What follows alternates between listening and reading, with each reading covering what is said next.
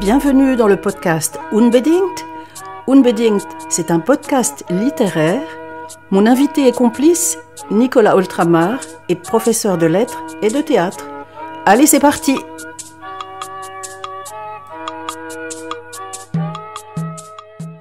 Chers auditeurs, chères auditrices, bonjour. Dans ce podcast, nous allons poursuivre notre discussion autour de la pièce de José Plia, Le complexe de Thénardier, réalisée en 2001. Cette pièce réunit sur scène deux personnages qui sont Vidot et la mère. Donc c'est une pièce intimiste, Nicolas. Et moi personnellement, à la première lecture, cela m'a rappelé Huis clos de Jean-Paul Sartre. Ce huis clos où trois personnages se retrouvent en enfer, l'enfer étant une pièce, et ces trois personnages qui sont scellés l'un à l'autre par le sceau de la mauvaise foi. Ils se mentent à eux-mêmes et ils mentent aux autres. Est-ce que tu verrais un rapprochement entre le complexe de Thénardier et le huis clos de Jean-Paul Sartre? Déjà, on peut voir comme point commun la notion même de huis clos, puisque le personnage de Vidot est enfermé dans la demeure de la mère.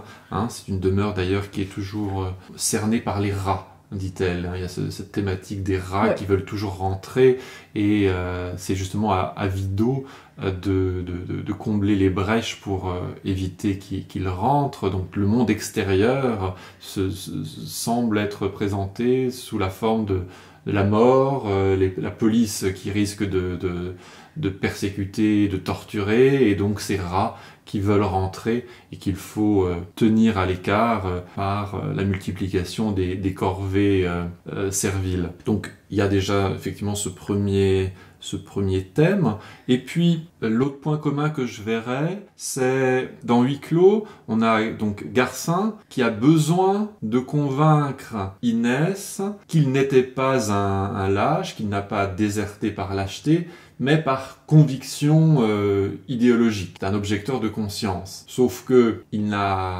quand on regarde ce qu'il a fait, ses actes, on peut tout à fait y voir en fait un lâche qui a eu peur pour sa vie. C'est un salaud au sens sartrien du terme. Voilà, et il essaye de convaincre Inès de le voir autrement. Et Inès ne se laisse pas du tout faire.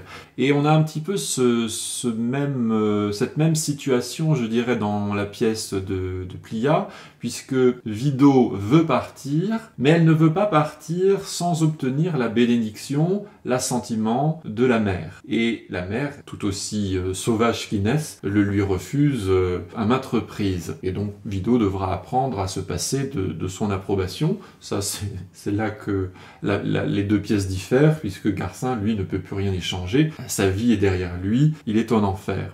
Moi, ce que je verrais plutôt un rapprochement avec une autre pièce de théâtre, qui serait Fin de partie de Beckett, puisqu'on retrouve là aussi un couple. Donc dans Fin de partie, on a Ham, Clough, qui sont un petit peu des sobriquets pour Hammer, le marteau, et Clough, le clou. Donc on retrouve aussi ces relations de maître et d'esclave, avec un maître qui est en fait aveugle et handicapé et qui a donc besoin de Clough pour vivre et puis surtout pour combler sa solitude. Et on a Clough qui, lui, a décidé de partir, et on est dans un univers, là aussi, celui de Beckett, très, très indéterminé, très pessimiste. Apparemment, Ham n'arrête pas de répéter à Clough que dehors, c'est la mort, pour essayer de le retenir. Est-ce vrai? Est-ce faux? Bon. Et on retrouve un peu la même situation dans le complexe de Thénardier, puisque Vidot, qui veut partir, eh bien, se voit opposer comme argument que si elle sort, elle se fera arrêter et tuée, puisqu'elle appartient au peuple persécuté. Voilà donc déjà là encore des clins d'œil, des références qui me semblent enrichir la qualité littéraire du texte, le faire rentrer en dialogue avec d'autres œuvres patrimoniales. Voilà. Et puis je dirais qu'évidemment il y a tout un dialogue avec les théories freudiennes, notamment cette pulsion de mort qui a été théorisée par Freud, et qui dit qu'en chacun de nous, il y a ce désir plus ou moins conscient de tuer, mais pas seulement de tuer, aussi d'asservir, de profiter de l'autre, de soumettre, d'humilier autrui, de l'exploiter, d'exploiter son travail sans en payer le prix. Bon, et c'est cette pulsion-là que la pièce vient en quelque sorte incarner avec ses personnages et vient lui donner une dimension littéraire, là où la théorie freudienne n'était qu'une théorie abstraite. Et il faut, pour celui qui est victime justement de ce narcissisme blessé qui tente de prendre le pouvoir, il faut s'affranchir de sa peur, s'affranchir de son surmoi, s'autoriser, autorisiert sein, comme on dit en allemand, et donc dépasser ses craintes pour pouvoir affronter l'autre. Alors c'est une pièce, Nicolas, qui nous secoue, qui nous laisse, j'allais dire, intranquille, qui nous fait réfléchir, peut-être même qui nous bouleverse, parce que c'est une pièce extrêmement violente. Alors à l'heure actuelle, dans le monde, pas que sur scène, nous sommes confrontés à une violence extrême, c'est une violence des armes, c'est une violence de la guerre. Or ici, la violence extrême de cette situation, c'est une violence uniquement langagière. Tout à fait, on l'avait dit dans le podcast précédent, c'est un duel, un match de boxe, mais avec des mots où on va utiliser toutes sortes de stratégies. C'est d'ailleurs lorsque Vido va s'en rendre compte qu'elle va commencer à se rebeller.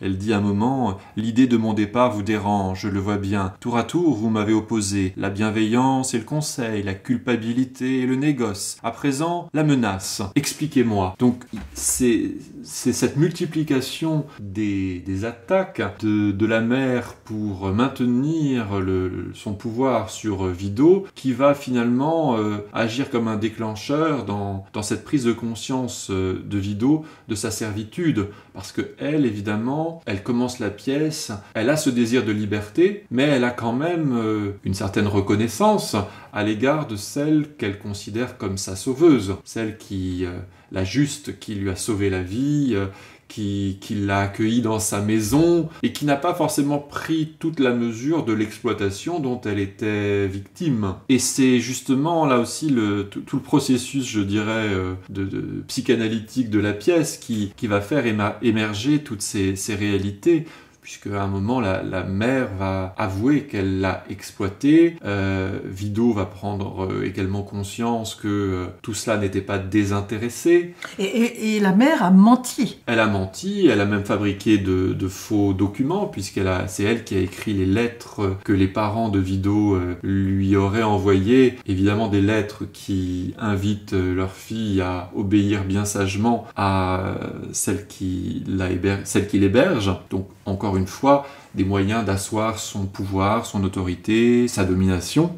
Et tout ça va petit à petit voler en éclats, malgré la quantité de ressources que déploie la mère. Ça va voler en éclats face à ce désir qui est irrépressible en chacun, ce désir de liberté. Cette jeune fille, c'est sa jeunesse, c'est sa vie qu'elle perd en s'étouffant entre les quatre murs de la maison de la mère. Et la violence, elle est là. C'est un enfermement tel que la jeune fille est coupée du monde, coupée de l'humanité. On lui fait croire qu'il y a une guerre et qu'elle court un danger si elle sort. Et la violence, c'est la violence même de la construction de la pièce, c'est qu'on va découvrir que cette guerre, c'est peut-être pas sûr que cette guerre, elle ait encore lieu. Elle a eu lieu, mais est-ce qu'elle n'est pas terminée? C'est une intuition qui lui fait dire à travers la bouche du soldat aux cheveux bleus que la guerre est finie, mais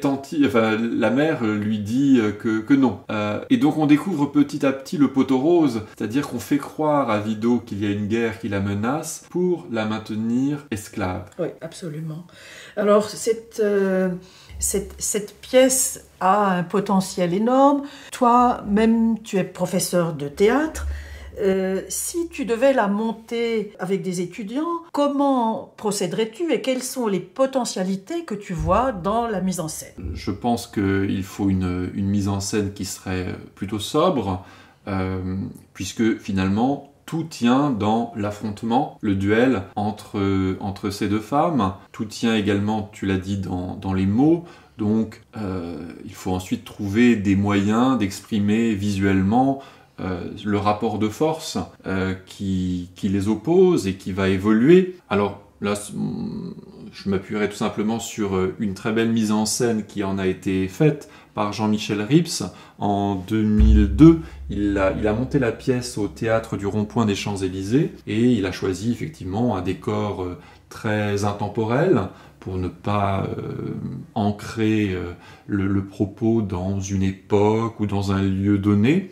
Et c'est un huis clos avec juste quelques accessoires, mais des accessoires symboliques comme tout simplement la chaise qui devient en quelque sorte le trône sur lequel peut s'asseoir la mère, marquant ainsi sa supériorité. Et il y a une sorte de cagibi, de trou, est-ce que c'est une cheminée, je ne sais plus très bien, en tout cas un espace obscur dans lequel se retranchera Vido lorsqu'elle sera le plus rabaissée et humiliée par la mère. À un moment, elle lui dit « Je vous retire vos papiers d'identité, vous n'avez plus de nom, vous n'êtes plus personne ». Bon, évidemment, à ce moment-là, le personnage, c'est comme s'il disparaissait même sur scène.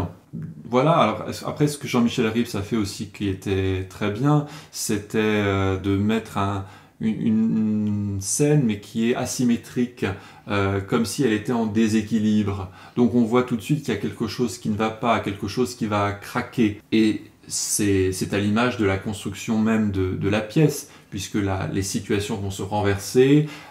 Celle qui était maîtresse va se retrouver en position de suppliante à la fin. Celle qui prétendait vouloir le bien de la jeune fille va avouer qu'elle l'a manipulée, qu'elle a abusé d'elle et exploité.